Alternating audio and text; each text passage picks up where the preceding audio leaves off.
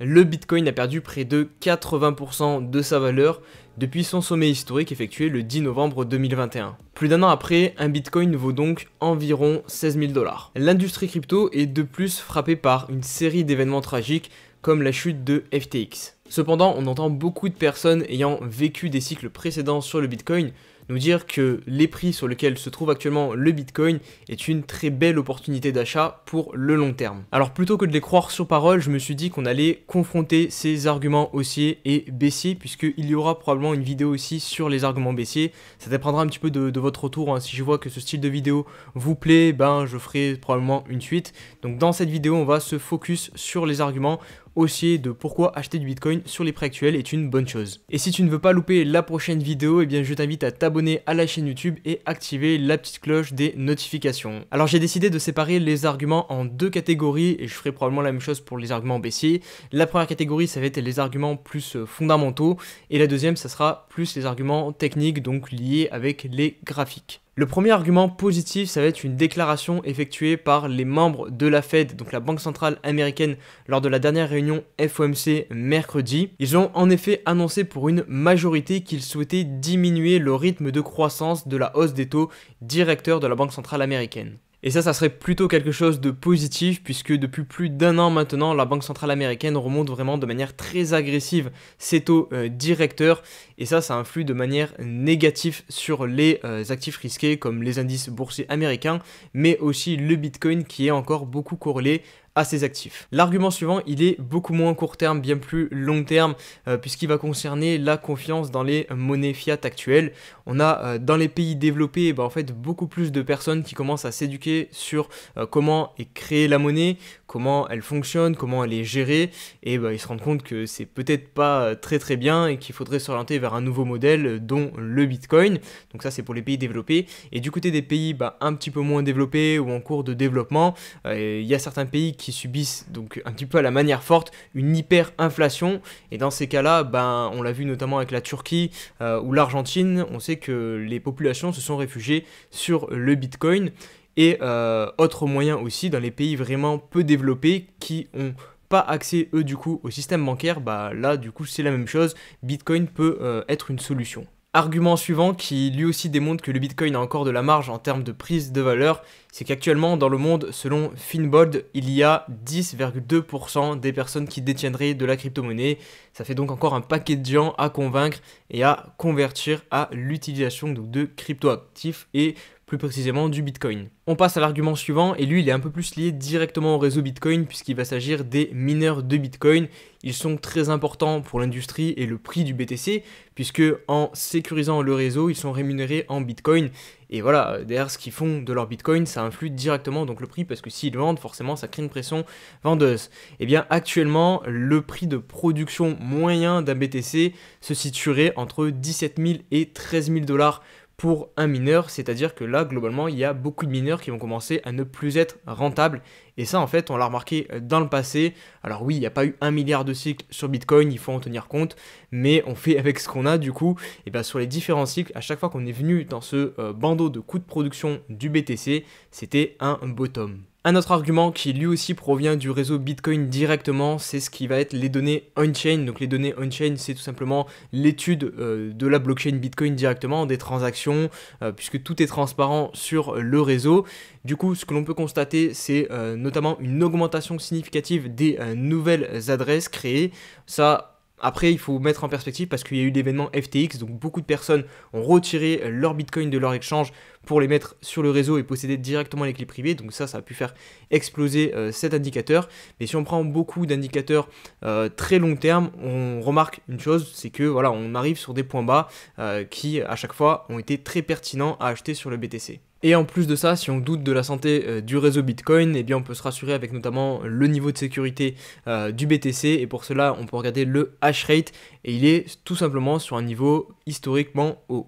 Et pour finir sur ces arguments fondamentaux haussiers sur le Bitcoin, je terminerai avec l'événement FTX parce que oui, pour moi la chute donc de FTX, donc la deuxième plus grosse plateforme d'échange de crypto-monnaies est une bonne chose pour le long terme. De 1 parce qu'on se débarrasse de SBF et de toutes ces magouilles, tôt ou tard ça aurait fini par exploser et il vaut mieux que ça explose avec un minimum de personnes qu'avec plus de personnes parce que là les personnes qui ont perdu énormément ou toutes leurs économies dans FTX, je pense qu'elles sont pas prêtes de revenir dans l'écosystème crypto, donc il vaut mieux que ça touche une plus petite partie qu'une grosse partie des futurs utilisateurs de notre écosystème. Et enfin, ça va aussi assainir tout l'environnement, ça va faire de la remise en question aussi sur comment on gère nos crypto-monnaies. Là, je pense que tout le monde comprend que quand on a des crypto-monnaies sur un échange, elles ne nous appartiennent pas réellement. Donc voilà, ça remet vraiment tout l'écosystème en question et je pense que c'est quelque chose de plus sain et qui permettra donc sur le long terme une meilleure adoption des crypto-actifs. On passe maintenant sur les arguments techniques qui me font penser que nous sommes sur un bottom sur le Bitcoin et que c'est du coup un bon moment pour acheter du BTC. Le premier, il est tout simple, il est tout bête, hein. Le Bitcoin a perdu 80% de sa valeur, donc si vous partez, votre thèse d'investissement, c'est que le Bitcoin fera un nouveau sommet historique, l'acheter après 80% de baisse, bah c'est quand même une bonne affaire. Le deuxième argument n'est pas bien plus développé, encore une fois, on doit se baser sur le peu de cycles qu'on a sur le Bitcoin pour faire de l'analyse technique. Et là, ce que l'on constate, c'est qu'à chaque fin de cycle, donc quand le Bitcoin a fait un sommet historique et que derrière il corrige pendant plusieurs années avant de refaire un sommet historique, eh bien les bottoms se sont trouvés à environ moins 90%. En 2018, on est allé jusqu'à du moins 87% à peu près. Et là, actuellement, on est sur du moins 78%. Donc voilà, on voit qu'à chaque fois, le drawdown diminue. Et là on est globalement proche donc des niveaux de retracement habituels sur des fins de cycle. Le Bitcoin est souvent comparé à de l'or, donc ce que je vais faire c'est prendre un graphique qui compare le gold au BTC et ce qu'on constate c'est que bon déjà le premier c'est pas forcément positif, c'est que le gold a repris une tendance haussière, mais là on va arriver sur un gros niveau de potentielle résistance sur ce graphique puisque on voit que anciennement ce niveau-ci a servi de support et donc là en général quand on revient tester un support par le bas, on a quand même de bonnes probabilités pour que ce niveau serve de résistance et donc là on pourrait voir une surperformance du Bitcoin sur l'or se mettre en place dans les prochains mois. Sinon, si on prend le graphique classique du Bitcoin contre le dollar et qu'on se met sur des time frames assez long terme comme l'hebdomadaire ou le mensuel, puisque là c'est quand même pour de l'investissement, on remarque une chose, si on prend notamment des indicateurs comme le RSI qui indique si un actif est plutôt suracheté ou survendu, là on se rapproche pour le mensuel du niveau survendu et on est surtout c'est des points bas historiquement bas, jamais le RSI mensuel a été aussi bas sur le BTC et enfin sur l'hebdomadaire c'est la même chose, on a touché une zone de survente, là on est repassé très légèrement en dessus mais on est en train de diverger. Alors une divergence c'est quoi? C'est tout simplement quand le RSI va par exemple monter alors que le cours lui continue de descendre et c'est ce que nous sommes en train de vivre actuellement sur le BTC. Alors attention, elle n'est pas encore vraiment validée, mais voilà, si on pense avec tous les arguments que je vous ai donnés qu'on se trouve sur un bottom, ça rajoute un élément technique intéressant. Si on cède de l'action du prix du Bitcoin, alors il faut bien sûr prendre des time frames très long terme et vraiment la dynamique de fond du Bitcoin là qui est toujours haussière, c'est ce qui va compter parce que si on se prend les plus petites unités de temps, là pour le coup c'est plutôt baissier, mais sur du très long terme, on prend le dernier creux significatif qui se trouve au niveau des 3-4 000 $, et tant que ce creux là n'est pas perdu, eh bien acheter au-dessus semble pertinent puisque le Bitcoin tout simplement depuis sa création n'a jamais brisé cette tendance haussière. Si on reste encore un petit peu sur l'action du prix, on va chercher donc les gros niveaux de support et le prochain gros niveau de support qu'on peut constater sur le BTC, au final on ne se trouve pas vraiment, donc c'est un argument semi-haussier que je vous donne. Le vrai gros niveau de support il se trouve à partir de 15 000, 14 000 $, ce sera tout simplement l'ancien gros niveau de résistance qui à l'inverse de tout à l'heure où on avait le support qui devient résistance, là on pourrait imaginer donc la résistance qui devient support sur le BTC. Et enfin, on va terminer avec l'indicateur Fear and Greed. Alors oui, j'aurais peut-être pu le mettre dans les arguments plutôt fondamentaux. Je sais pas trop où le mettre, donc bref, je le mets là, c'est pas très grave. Pour moi, c'est un argument haussier. Pourquoi? Parce que ça fait maintenant pas mal de temps qu'on n'a pas revu en fait d'euphorie sur le Bitcoin, de moments où voilà tout monte et les gens sont euphoriques, achètent en masse. Et ça, pareil, historiquement, on a toujours eu des phases de marché qui fonctionnent comme ça, qui passent de l'euphorie extrême et surtout sur le Bitcoin et les crypto-monnaies où on va tout le temps chercher les extrêmes.